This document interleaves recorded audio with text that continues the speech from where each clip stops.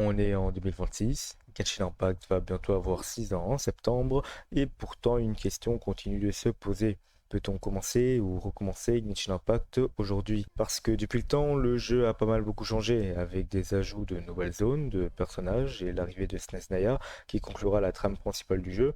On est en droit de se demander si ça vaut réellement le coup de s'y lancer maintenant. Aujourd'hui, je vais essayer de répondre à cette question, car si tu hésites à revenir ou alors à carrément te lancer dans l'aventure, il y a quand même deux trois choses à savoir. Je vais essayer d'expliquer au mieux les points positifs et négatifs du jeu actuellement, et aussi ceux pour se lancer. J'ai décidé d'opérer en trois parties, et après ça, en petit bilan pour savoir si oui ou non on peut commencer Genshin Impact aujourd'hui. Pour recontextualiser, nous sommes à l'heure où je tourne cette vidéo en 6.7, avec la 7.0 en approche qui introduira la dernière région Snezhnaya et qui à la fin de cet arc signera l'achèvement de l'histoire. Maintenant, on va rentrer dans le cœur du jeu. On va commencer avec ce qu'il fait déjà de bien. Genshin Impact est un open world se déroulant dans un vaste monde qui est Teyvat, où vous pourrez affronter de nombreuses créatures, visiter plusieurs régions qui ont chacune leur élément de prédilection, avec une histoire riche et complexe, les quêtes d'Archon pour faire la connaissance des divinités, les événements saisonniers apportant des récompenses et qui sont plutôt cool à faire pour la plupart. Ensuite, il ne faut pas oublier que Genshin Impact est un jeu solo. Il n'y a donc en réalité pas de retard vis-à-vis des autres joueurs qui sont plus avancés que vous, chacun pouvant avancer à son rythme sans craindre de perdre ou de rater quelque chose. Vous avez justement beaucoup de choses à faire entre avancer dans l'histoire, découvrir les personnages et l'exploration vous serez servi. Et pour ceux qui font attention aux détails, le jeu est quand même plutôt beau, avec des bonnes musiques et une bonne ambiance globale pour ceux qui trouvent ça important. Par contre, il ne faut pas oublier que le jeu comporte aussi des éléments beaucoup moins fun. Tôt ou tard, vous serez confronté à quelque chose qui pourra vite vous faire perdre votre tête, le farm d'artefacts. Ce sont des équipements visant à booster les caractéristiques de vos personnages pour grosso modo faire plus de dégâts. Et malheureusement, il faudra les farmer longtemps pour avoir ne serait-ce qu'un set complet acceptable. Ensuite, la résine, la ressource la plus importante du jeu. Elle vous permet tout simplement d'obtenir quasiment tout, de l'XP, de l'argent, des matériaux, vos artefacts, tout en sachant que vous en êtes plafonné à 200 par jour, avec une régénération de 1 toutes les 8 minutes et une régénération complète en 26 heures. Ce qui signifie qu'il faut la dépenser tous les jours au risque de perdre de la résine générée dans le vent, et qui rend donc le jeu assez chronophage quand c'est notre seule occupation. Vous pourrez, en avançant, augmenter ce chiffre via les résines fragiles ou obtenir plus de loot avec la condensée, mais cela reste le principal frein. Vous aurez aussi pas mal de choses à gérer entre vos personnages, avec leur niveau et aptitude, les armes, et vous ne pourrez pas tout faire en une seule journée. La RNG est aussi beaucoup présente. Monter un artefact presque parfait pour au final se retrouver avec un def pourcentage en sous-stat, avec que des améliorations PV qui vous feront parfois perdre beaucoup de temps, et ce juste pour un build de votre personnage. Et j'en profite pour en venir à un autre point. Genshin Impact est un gacha, c'est-à-dire un jeu où vous pourrez faire des invocations avec une ressource appelée Primogem. Vous pourrez invoquer des personnages sur les bannières temporaires et permanentes. La permanente, skippez-la par contre, ne dépensez jamais vos Primogem sur celle-là.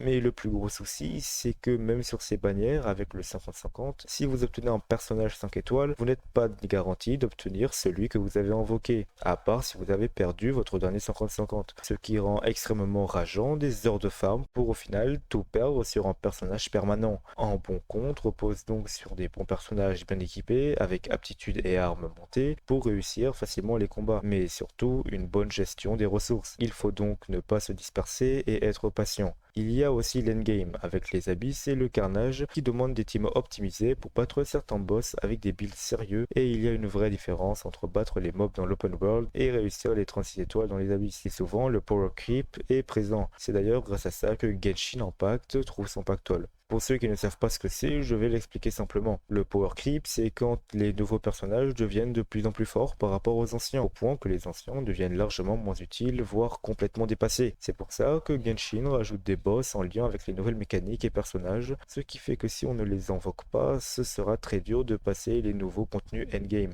Ceux qui aiment bien l'histoire, l'exploration et la progression longue trouveront leur compte. Et ceux qui détestent l'aléatoire et la routine seront quand même un peu frustrés. Le jeu est toujours vivant mais exigeant. Mais il ne sait pas s'amplifier.